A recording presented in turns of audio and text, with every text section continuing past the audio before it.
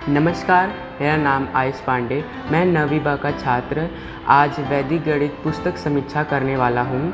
इस पुस्तक के लेखक का नाम डॉक्टर प्रेम भारती है और प्रकाशक आचार्य प्रकाशन है।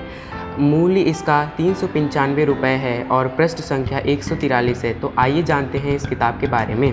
भारत के वेदों, उपनिषदों, दर्शन शास्त्रों, पुराणों तथा महाकाव्यों के अलावा भारत में विद्या पढ़ाने का प्रावधान वैदिक काल से ही सक्षम मापदंडों के आधार पर स्थापित हो चुके थे।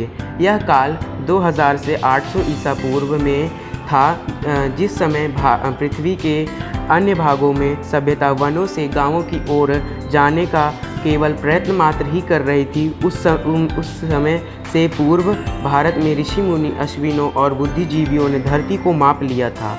उससे भी पहले उन्होंने वर्ष को मासों, ऋतुओं, पखवाड़ों, दिवसों, पलों और विपलों मतलब नैनो सेकंड में बांट लिया था और आज का विज्ञान उन्हीं खोजों का पुष्टि मात्र ही कर रहा है।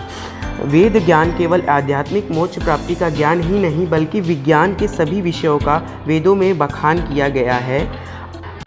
आज से 300 वर्ष पहले एलोपैथी नाम का कोई विज्ञान विश्व में नहीं था, परंतु आयुर्वेद पद्धति से जटिल रोगों का सफल उपचार होता था। शून्य और दशमलव तो भारत की देन है ही।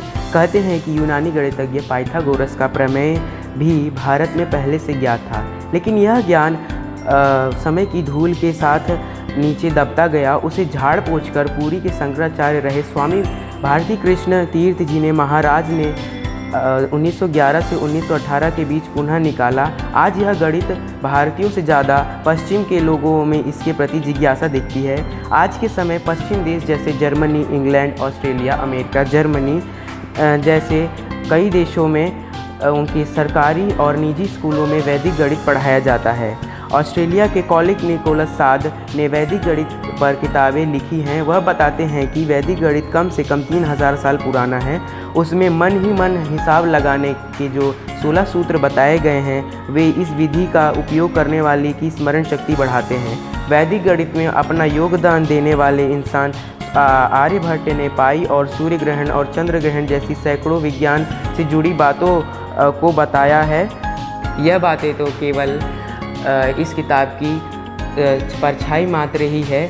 अगर आपको वैदिक गणित के बारे में और जानना है तो यह किताब आपको हमारे विद्यालय की पुस्तकालय में मिल जाएगी। धन्यवाद।